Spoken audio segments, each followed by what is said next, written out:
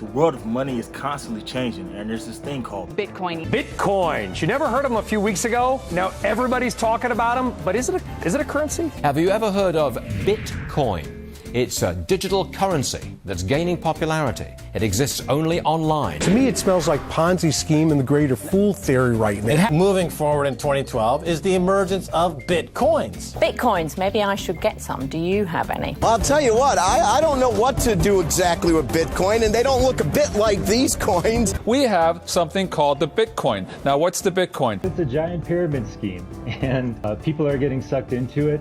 Unfortunately, it's a pyramid scheme that has a core of true believers and a core of people who are really fascinated by technology.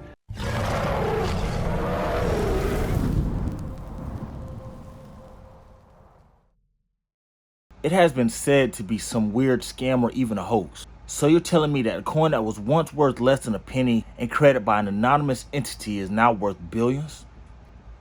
Even if you've been living under a rock, I'm pretty sure you've heard of Bitcoin.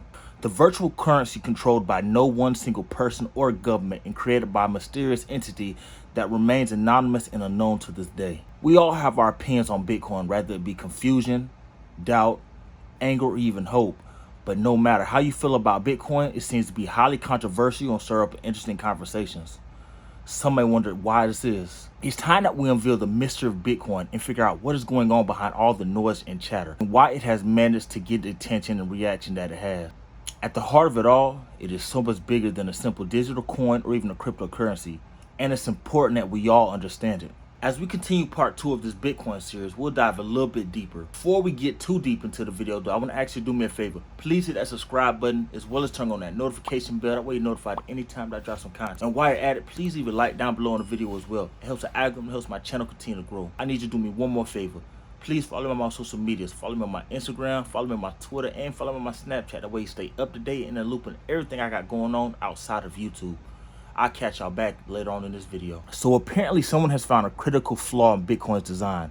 It's called the double spend attack. It's exactly what it sounds like. It allows you to spend twice and also get paid twice, which is a problem because it goes against Bitcoin's idea of being rare. Problems don't even stop here. Bitcoin's legitimacy is being questioned in other ways also. Scalability is another issue. Satoshi Nakamoto programmed it so that each block on the blockchain can only hold 1 megabyte of transactions. And to make it even more iffy, there's a setting on the Bitcoin blockchain ensuring that it takes 10 minutes to ensure every new block. For example, an average transaction size is about 380 bytes. Therefore, every block on the blockchain contains 2,759 transactions. And if every single block takes 10 minutes to generate, that means Bitcoin can only generate 4.6 transactions per second. Visa, on the other hand, can handle 24,000 transactions per second. Now you're starting to see the major dilemma and why its legitimacy is also being questioned in that hand right now. These issues aren't external. They're created internally when Satoshi Nakamoto designed Bitcoin.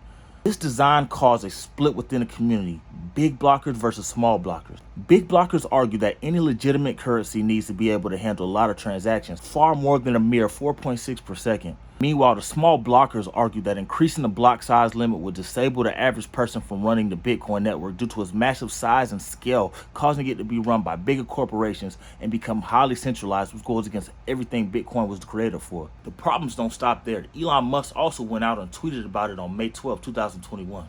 Due to his high energy usage, Elon Musk tweeted this: Tesla has suspended vehicle purchases using Bitcoin. We are concerned about rapidly increasing use of fossil fuels for Bitcoin mining and transactions, especially coal, which has the worst emissions of any fuel.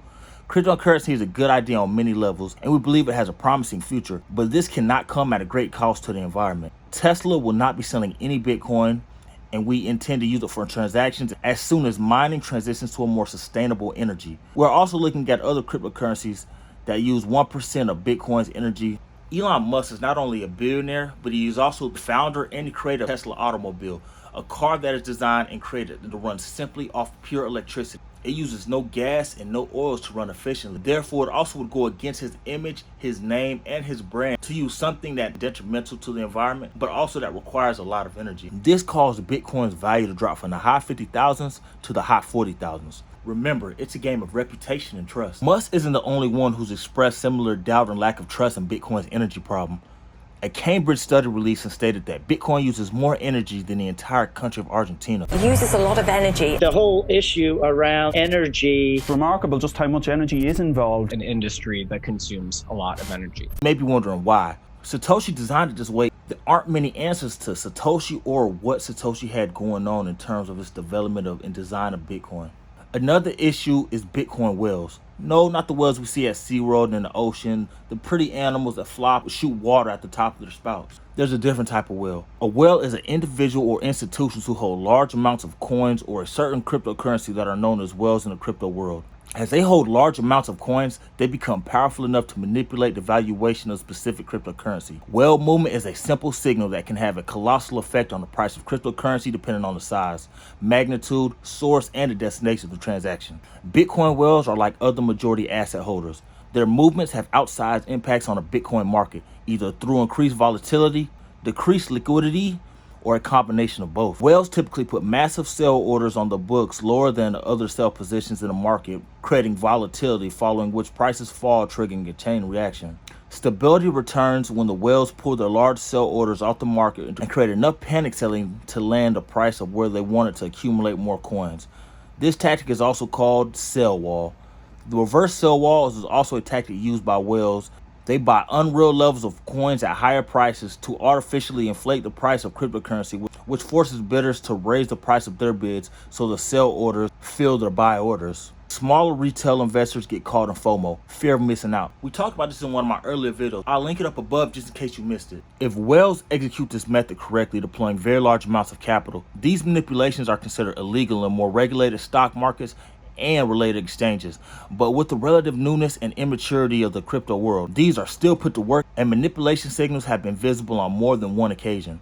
Understanding whale movements can keep us ahead of the game and helping us catch these signals early enough to not get manipulated or to anticipate non-manipulative market moves in a smarter manner. A rich Bitcoin investor is warning the crypto community that certain digital assets could be soon under assault by government regulators. In a new series of tweets, the pseudonymous trader Joe007 highlights the news that the U.S. Commodity Futures Trading Commission has charged 3 individuals who own and operate BitMEX, including co-founder and CEO Arthur Hayes, with violating multiple CFTC regulations, including anti-money laundering procedures. As discussed in part 1, altcoins became a thing in 2011. Altcoin is a functionally catch-all for any form of cryptocurrency that isn't Bitcoin. Given the sheer number of available altcoins, the value and functionality tends to vary significantly. They range from potential pump and dump clones such as Bitcoin 2 to newcomers such as Cardano, Polkadot, and Avalanche. What do altcoins and Bitcoin have in common? Both altcoins and Bitcoin are built on blockchain technology, described by HBR as a pseudonymous peer-to-peer database in which data is stored in blocks of code. Blockchain guarantees data integrity through decentralization. A ledger cannot be altered without altering every single instance of that ledger. Additionally, because blockchain has its basis in programming, it can support the presence of active code and algorithm, basis of advanced functionality present in many altcoins. Like Bitcoin, altcoins also serve as a means of facilitating digital transactions, usually independent of any real-world currency. How do altcoins differ from Bitcoin? An altcoin might differentiate itself from Bitcoin in a multitude of ways. Usage. Including usage, an altcoin may be intended for a general spending, or it may either be by coincidence or design serve a specific market or a use case. Harmony, for instance, is intended to be leveraged in the development of decentralized applications. Potcoin, meanwhile, bills itself as the future of cannabis industry. Some altcoins may also be created as a means of addressing a perceived shortcoming in either Bitcoin or the crypto market itself. Others may have simply been born from a unique concept or idea. One type of altcoin, known as solar coin, was credited with sustainability in mind and offered as a reward for anyone using solar technology. With mining-based cryptocurrencies, transactions are validated as part of the mining process. Bitcoin, for instance, leverages a consensus algorithm known as proof of work, which has miners compete with one another to solve complicated, arbitrary mathematical equations. Whoever solves the equation first, thereby validating the chain, earns Bitcoin.